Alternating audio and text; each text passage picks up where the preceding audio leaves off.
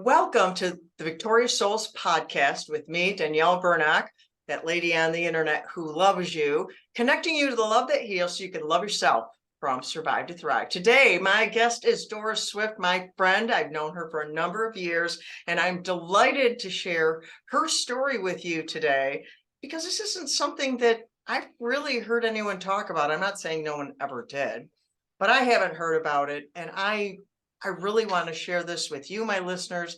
It's going to add so much value because Doris is not only an author, speaker, podcaster, and founder of Fierce Calling Ministries.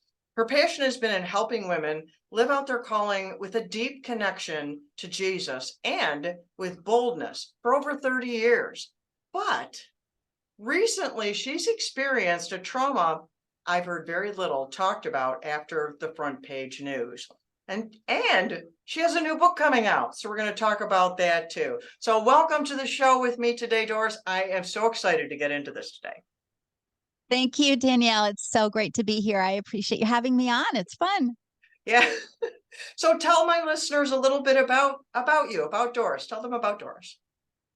Okay. Well, you kind of went over the bio info. And besides that, I am wife to Brian and mom to two amazing grown-ups and their husband and wife. So I call my son-in-law my son-in-love and my daughter-in-law my daughter-in-love because law just seems so kind of cold.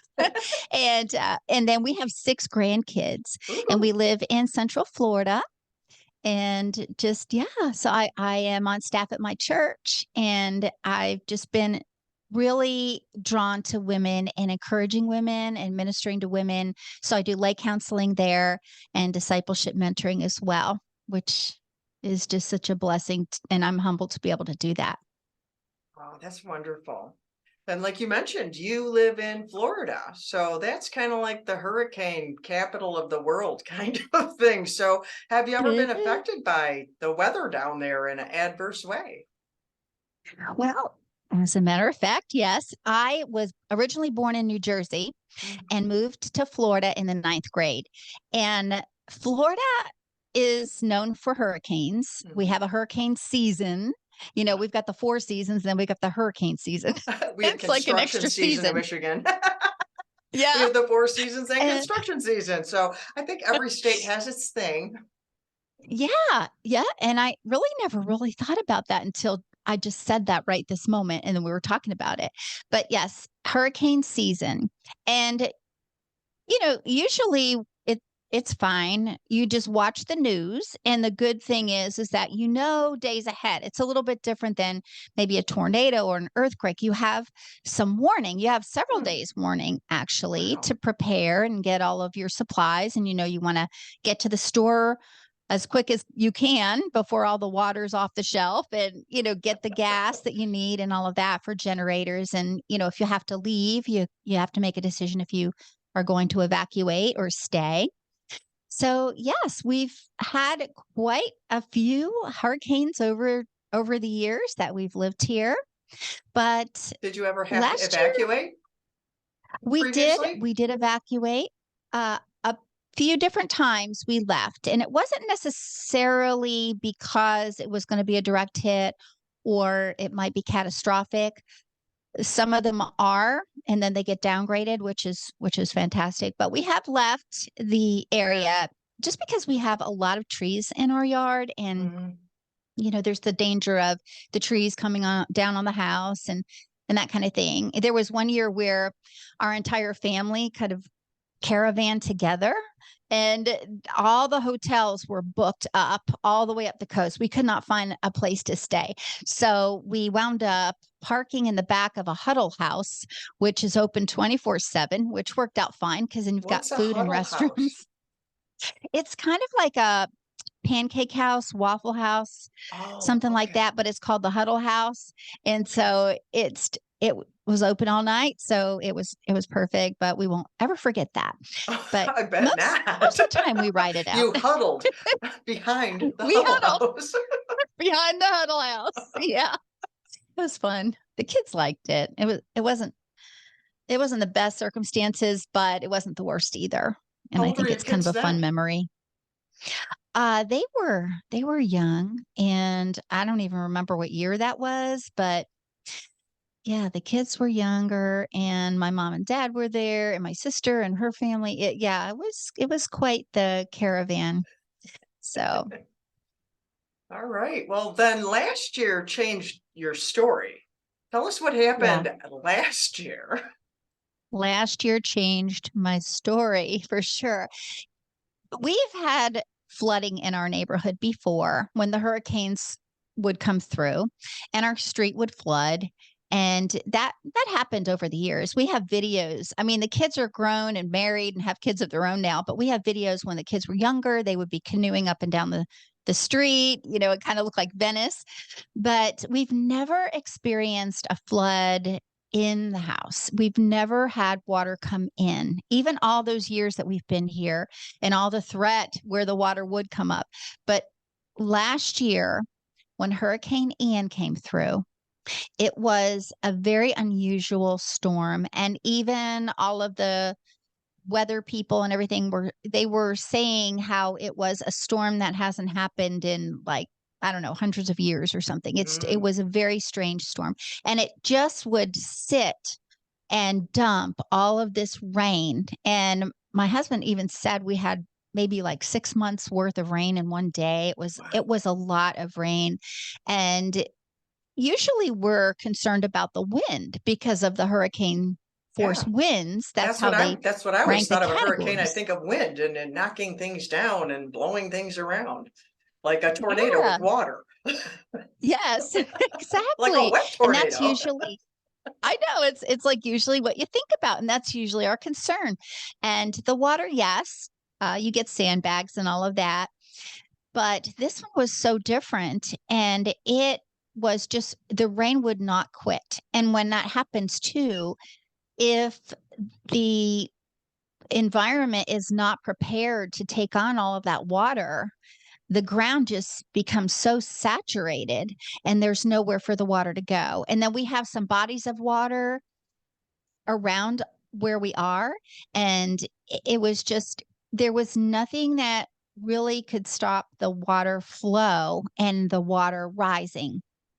But it was kind of a shock and a surprise to us because we didn't think this storm was going to be a bad one. It wasn't Mm, even a direct hit. It was coming across the state. And usually, when it comes across the state from the other side, I'm on the East Coast. When it comes across from the West Coast, oftentimes it'll slow down when it goes over land. So we were kind of caught by surprise with this one. And we were even commenting later in the evening that our power didn't even go out. And usually the power always goes out when we have a hurricane, and it's something you can count on. Well, this time the power didn't even go out. And we're like, this is kind of cool. The power's still on. And so we kind of rested a little bit in that and even fell asleep. And I got up a few different times because it was funny. I kept hearing the toilets hmm. like they were going to overflow or something. And then I'd go and check and everything was fine. And then next thing you know, I stepped down off the sofa and there was water on the carpet. And I thought the toilets had overflowed. That's what my initial Mm. thought was. And I yelled at my husband, who never sleeps during a storm ever. He stays up all night watching everything. He fell asleep on the couch. So he jumps up, and we it just took a minute for us to realize what was really going on. And it was the water. It was just coming in the house. And so his first instinct, now it was still dark out because it was in the wee hours of the morning. It was probably around 4 a.m., maybe 4:30. He opened the front door and it just all started pouring in. It was as if someone had dropped all of our homes in the middle of a lake, is what it was like. So it was a shock. Wow. So, yeah, it was kind of crazy. So the first thing that I thought was, where are my photos? So I ran to the back room in the guest room and I drug the photos out from under. They were in like a big kind of a Tupperware kind of thing, a big container, plastic container that I had put them in. Actually, the previous hurricane, I had put them in there, and I pulled it up and threw it on top of the bed, and it was just by a miracle that they didn't get ruined or wet inside because the cover wasn't even secure. But that was my first instinct. And then after that, we just had no idea what water can do. It's Mm, water is beautiful and wonderful, but it can be so destructive. mm. No. Wow, what did it do? Well, when you think about it too, since we thought we were prepared, it it's kind of like something I equate to life. Sometimes we are caught off guard because we think we're all prepared and ready for whatever. And then something like this happens that takes you by surprise. Mm, And we did not realize what the extent of the damage would be. But when you get water in your home, even a little water in your home. Now this was almost 2 feet. It was like 18 inches when it was all said and done that rose up the wall there. And water causes all kinds of damage because it can start um, like getting behind the walls, and then the mold starts to grow. And that's a serious health issue. And your belongings, oftentimes you can't keep all of that. And what we had to do is we fled. Our nephew parked a few streets over where the water wasn't as high, and he and his wife and this other gentleman waded through the water to get to our house. And then they rescued us out of the house with wow. the cat in the carrier on top of my husband's head. And then he and my nephew would keep passing the cat around, and we The cat in the waited. hat. It was, yeah. It's like the cat was freaking out, poor guy, and Did you still he have was very electricity at that traumatized. time? We did, but what my husband did was he went and shut the breaker off Yeah, because because that the would be water was rising. dangerous. Yeah, up to the Yeah. outlets. I'm It like, was you still getting have up to the. electricity, you got water coming in. Oh my goodness, water and electricity don't I mix. no, that's what he thought. He's like, I need to just flip the breaker off, and he ran in the back and he flipped it off and turned off the power to the house. And yeah, so we were gone for a few days because we couldn't get back in. So the water sat in the house for quite a few hours. And then it was probably about 48 hours before we could get back into the neighborhood and back into our home. And the water by then was gone. It had all receded, but you could see the aftermath of all the damage and all of that, because you then have to begin with the demolition part of taking out parts of the wall. My husband started it right away, taking about 4 feet up from the floor. All the walls in the entire home had to come out. And then all the furniture, everything, all of our earthly belongings that were from the ground to probably about 4 feet up and even higher, because some of the longer skirts and dresses in my closet that were hanging, they absorb the water, All right, do you and have we a just had single to. story home? We do. Yeah, we have a single Uh, story home, and do you have a everything basement? went to the curb.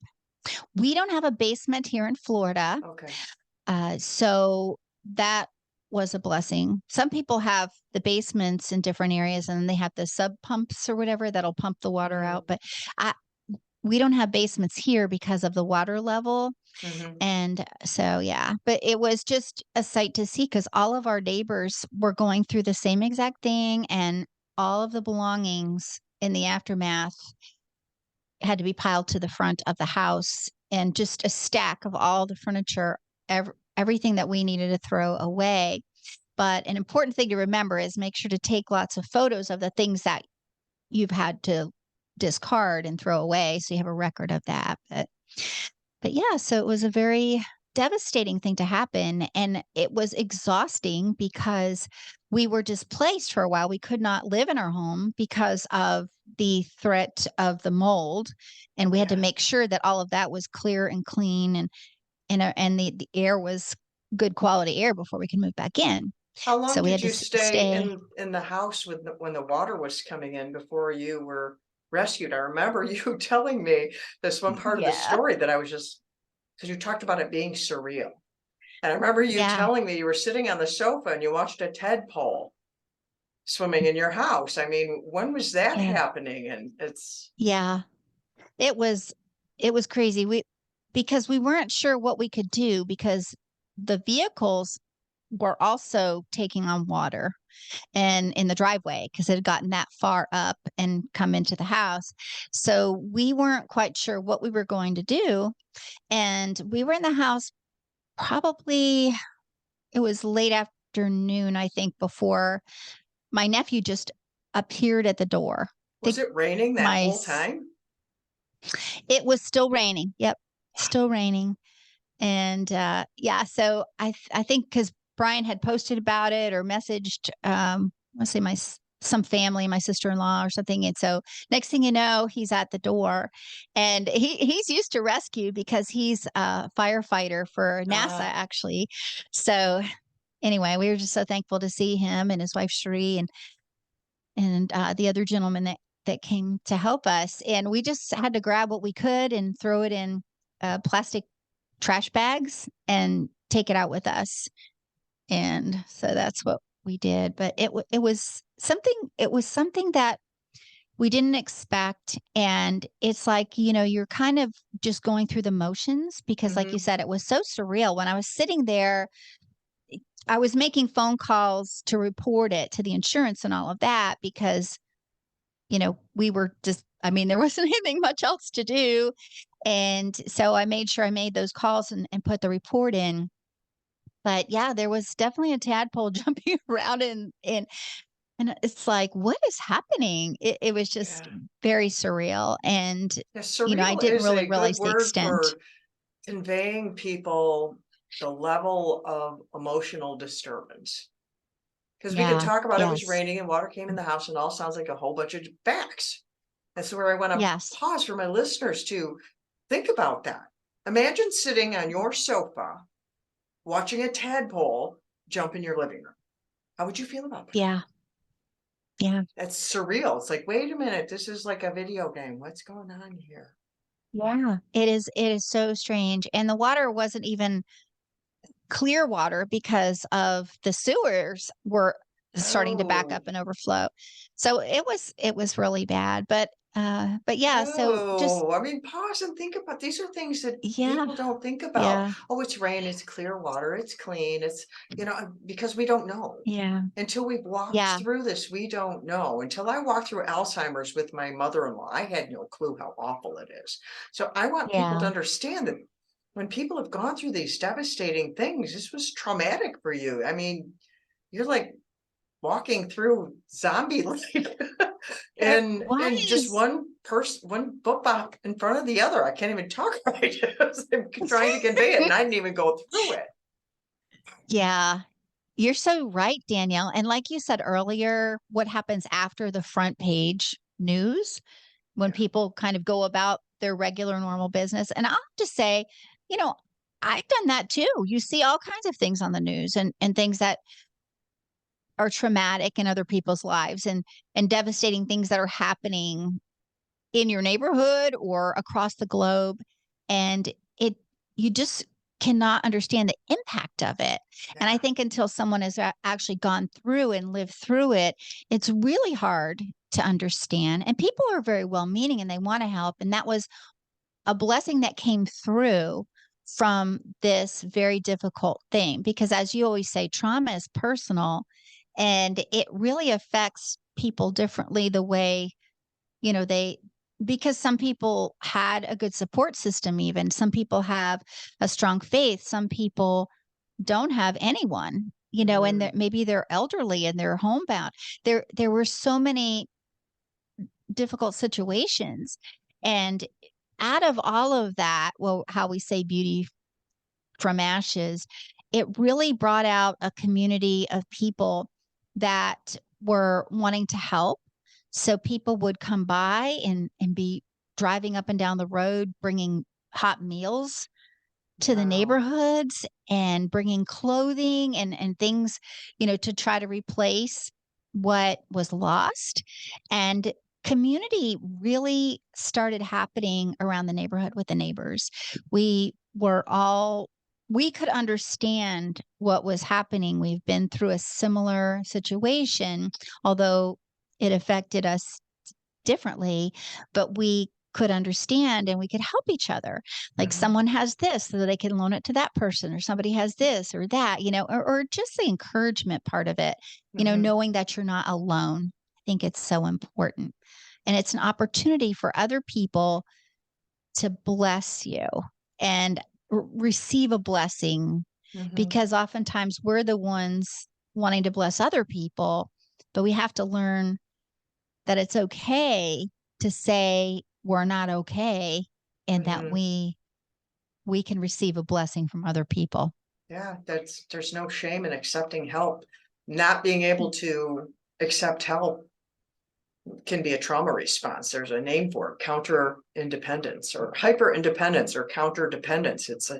Because they build up such walls, they've had to take care of themselves. They don't trust anyone else. And so they just have to do it themselves. And in a situation, Mhm. if someone's going to give, then someone needs to receive. I mean, there's a reciprocation that must take place. There's two sides of that. Someone needs to Yes. receive. And when you receive from someone who's giving to you, you are blessing them.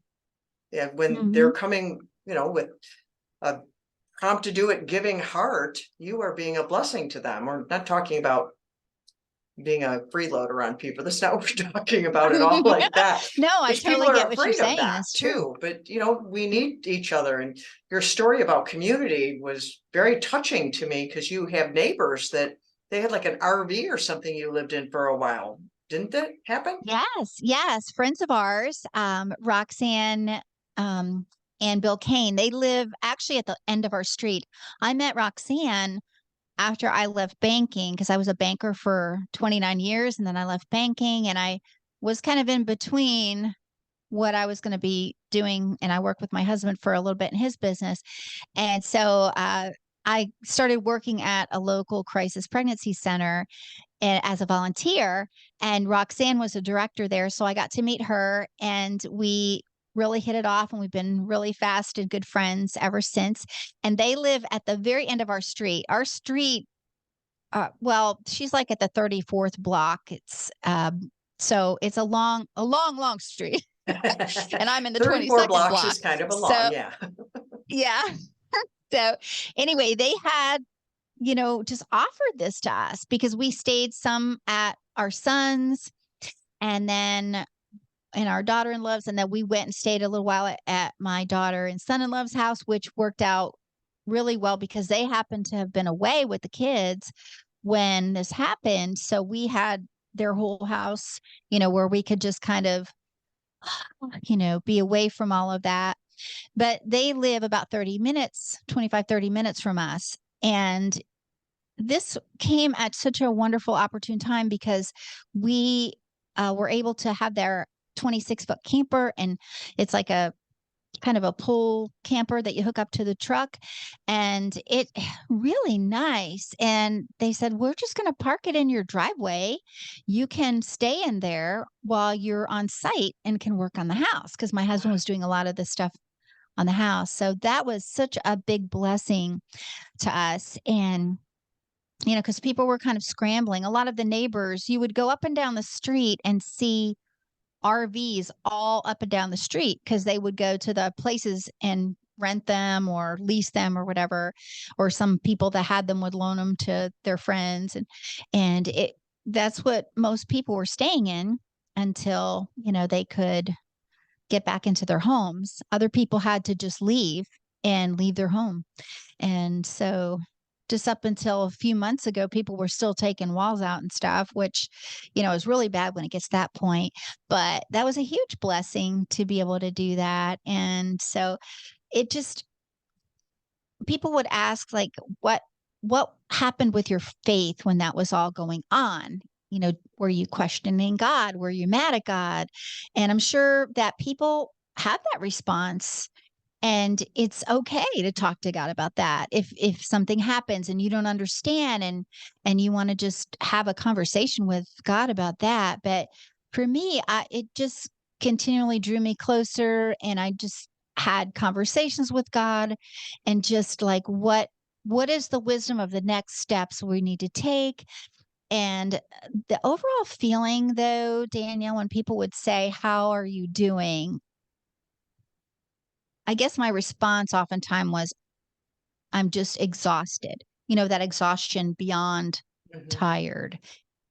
Because it Yeah, was well, this all, it happened was, last September. That's 9 months, and you're still dealing with yeah. aftermath, aren't you?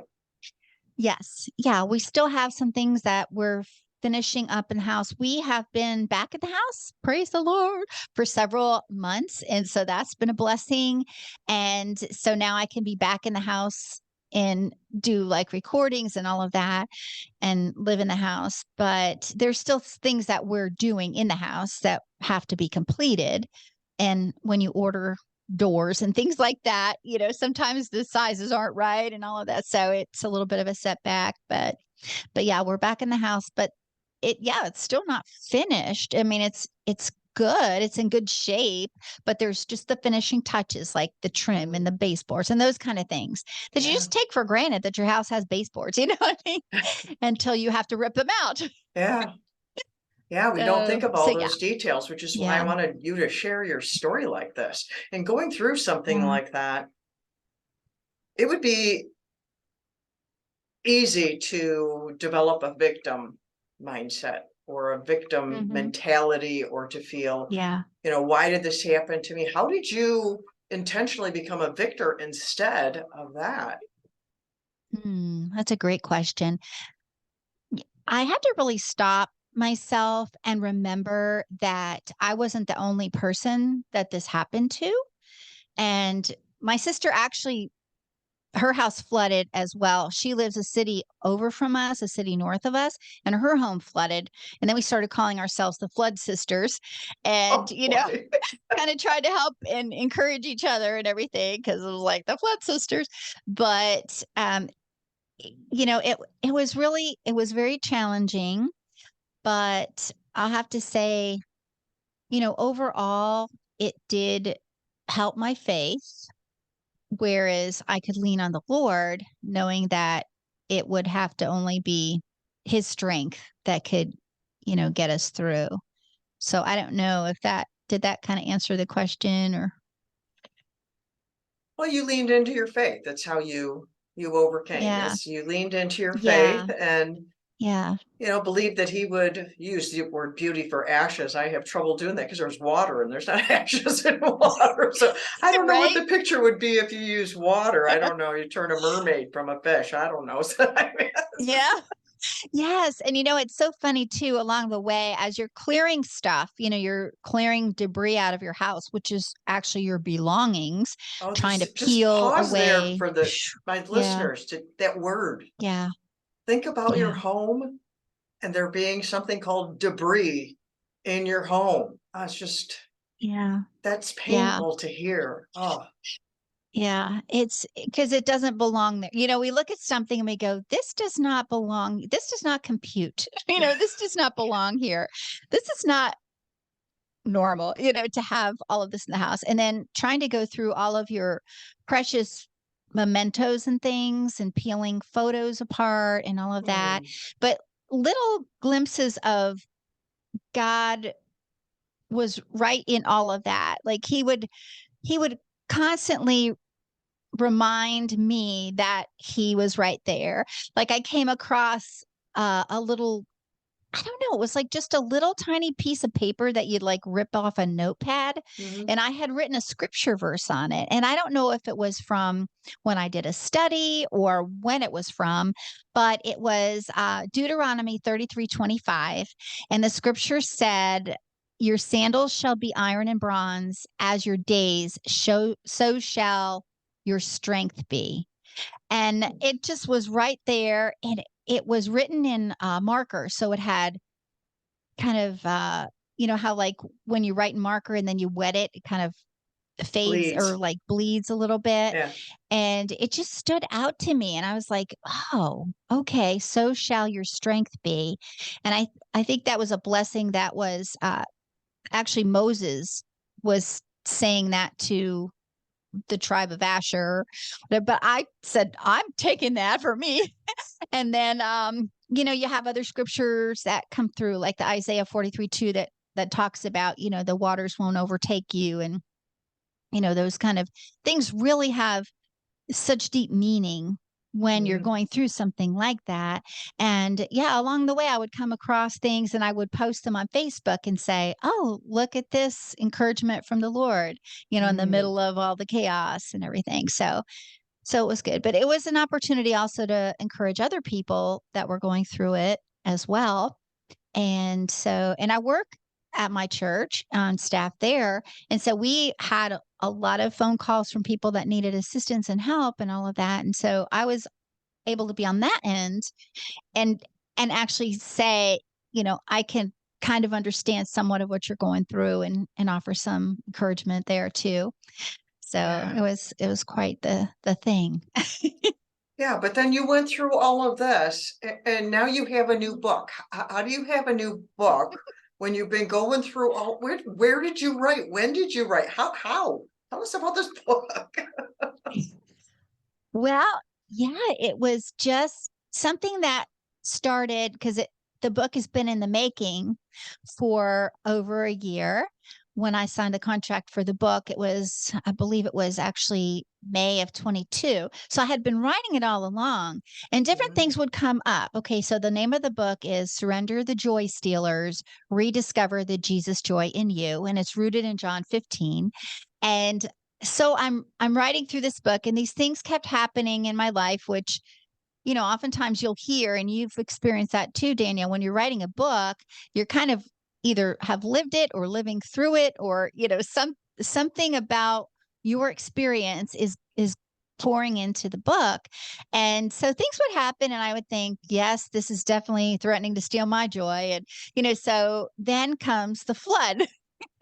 Yeah, I think that And would be a big joy stealer. yes, and it was something where it was really all God's timing because I've been, as you know, too, because we've known each other for years from back Mhm. from Tribe Writer time Mhm. where we were in that, the writing membership together and learning all the things, for our craft of writing. And so this book's timing was just like God's timing. And so I actually was able to add this part of what it was going on with the flood into the book because it wasn't finished yet. And so yeah, it's in there, the story about it. But that's, how it was kind of coming through. And I just would take just little nuggets of time when I could and just work on it. And we have a very awesome friend of the family that had offered his condo, and so we would we've been there a few times too, or just a place you can go off and write, and kind of finish things up and do things that you need to do. So that's kind of what was happening with the book, but it was so like perfect. Not perfect that it happened, but I mean the perfect fit for surrendering our joy stealers because the message of the book takes people from identifying what threatens to steal their joy through surrendering it to God and then moving forward and receiving the joy that Jesus has given us. He tells us this in John 15 and then it goes through to renew and then rest and then reach. Like reach is the last week of the study and it talks about God always wants to bear much fruit in us and produce much fruit. But it's like, well, what is this fruit all about? What is the fruit and all of that? And so the last the last session of the Bible study, the last week, talks about reach and how, we can use our gifts that we've been given to impact the world for Christ and serve other people that are going through times like this. I talk about my friend Annie, who has a meal ministry and her heart is to make uh, meals for people. And she has a whole team that does this. And when there's a need, she puts out a message and the meal team signs up. And so when this happened to us, we were staying at our son's the first, few days of it. And she brought us a hot meal. And it's for our physical body, but it's also warmth for our souls too. Oh, yeah. Oh, Yeah. yeah. I'm listening to you talk about this book and I'm going, this was such a gift. God gave you this ahead of time. I can see how Mhm. you preparing in the scriptures before Ian even hit, and that carrying you through that time. Wow, that's powerful. Yeah, That's that is really so true. powerful. And that's an It's like, unexpected thing. You and I were talking about unexpected things and how you wanted the yeah, listener, you wanted to talk with them about unexpected things. But as I'm listening to your story, it's not just unexpected things that can be negative or hard or harmful or hurtful on that side of the spectrum. There's also unexpected things that are positive and good, like the unexpected yes. meal and the unexpected condo plan, the unexpected rescue, and the unexpected parking in your neighbors at the same time. So you want to elaborate on these Yes. unexpected things? Yes, unexpected. And I think the whole thing that is so important to remember is what is our foundation?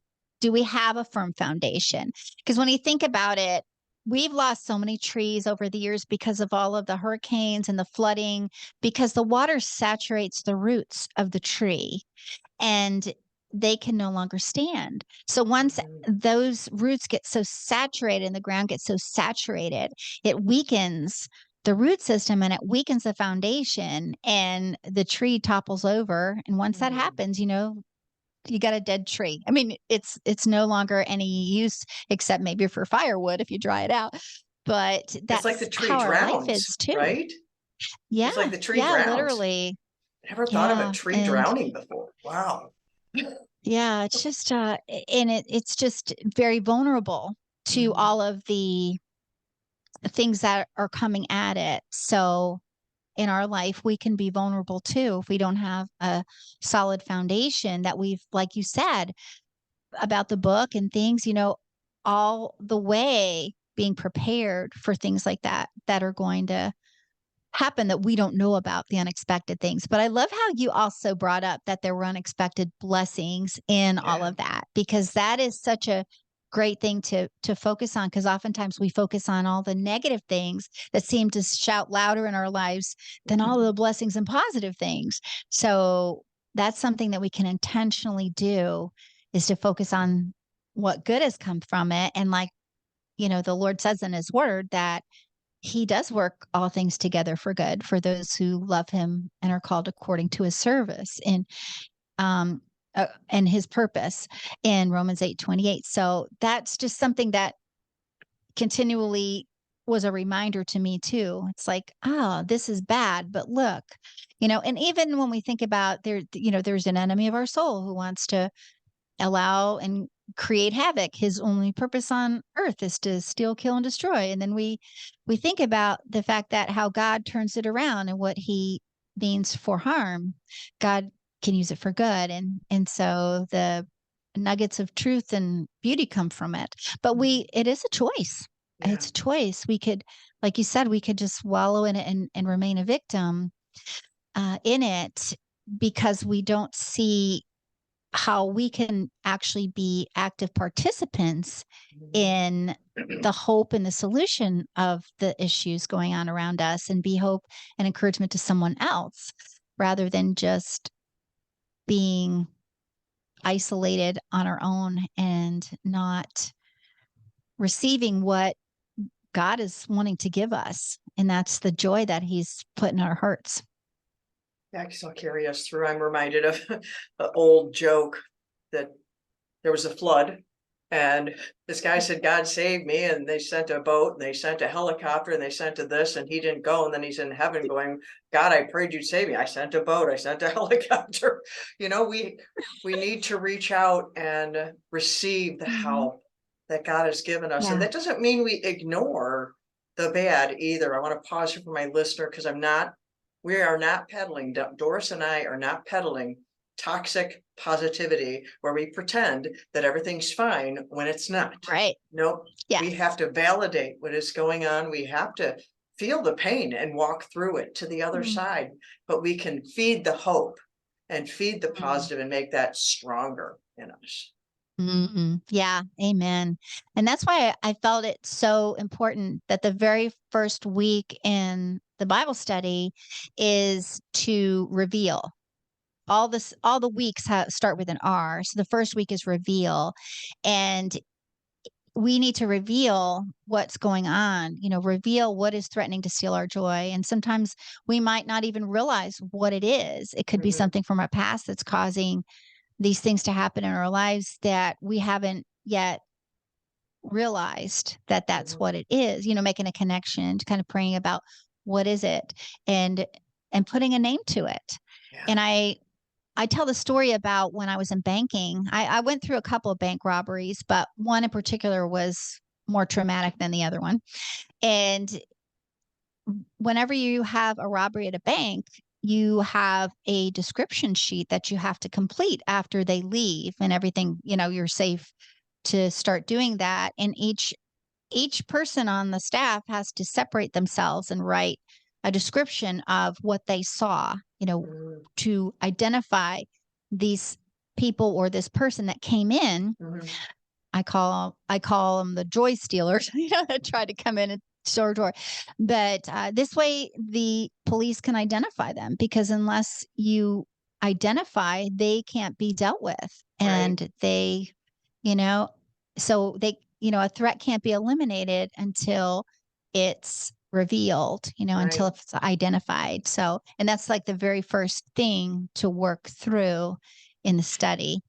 So, and then week 2 is respond. So it's like, okay, here these are. So how do we respond to this? Responding through surrender and kind of going through that. So it is important. And I'm glad that you did bring that out, because in no way would we want to say, just shove it under the rug, because no rug can hold those kind of things. And so things need to be exposed to the light Yeah. Yeah. Well, for healing to before we come. wrap this up, is there anything else you want to add that we haven't been able to discuss?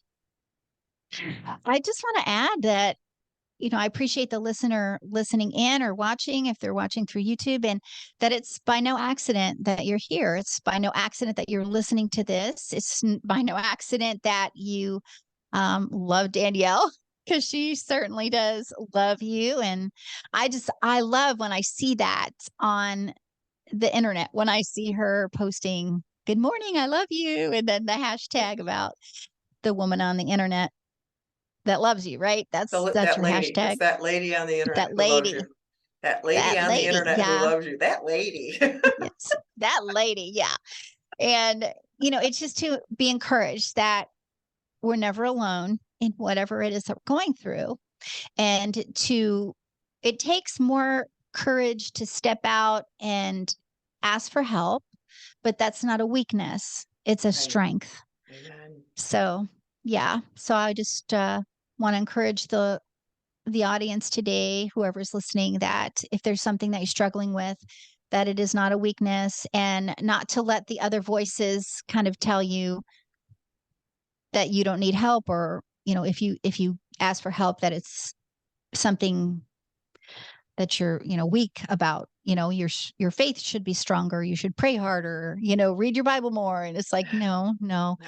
If you need help, ask for help, and God will provide that. Amen. It's courageous to ask for help. I love that.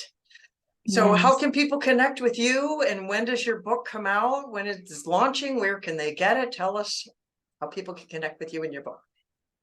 Thank you. Yes. Well, you can connect with me at dorisswift.com, and the book is right there on the front page. It's actually available now. It launched earlier than originally anticipated. So it's available right now on Amazon, and you can find it on Amazon, but you can go to my website, dorisswift.com, and the link's right there on the homepage. And the home of my podcast is there too. So you can listen to the podcast right on the website. There's a link to the podcast page, and I would love for you to reach out and connect with me, and let me know that you listened in, and how it might have encouraged you in some way. Oh, wonderful. Thank you for sharing, Doris. And I will have all those links in the show notes for you who are listening, so you can connect. You can get a copy of The Joy Stealers, and you can feed your joy. You can expose why you're struggling with that, and you can let Doris lead you out into a bigger place of joy. So thank you for being Yeah, with I me wanted to today, mention, Doris. thank you. And on the front page, when you go to there, there's some freebies there, and one of them Oh, is a resource, and it's kind of a mini version of the book that you can work through. So I just Oh, want to fun. mention that's on the front page too. It's called Surrender the Joy Stealers resource. So that's free. Awesome. We love free, right? Everybody loves free. Yes, we do. All right. Well, thank you for being with me today, Doris. And listeners, thank you for Thank being with you. us and listening in, and connect with Doris. And until next time, mwah, I love you.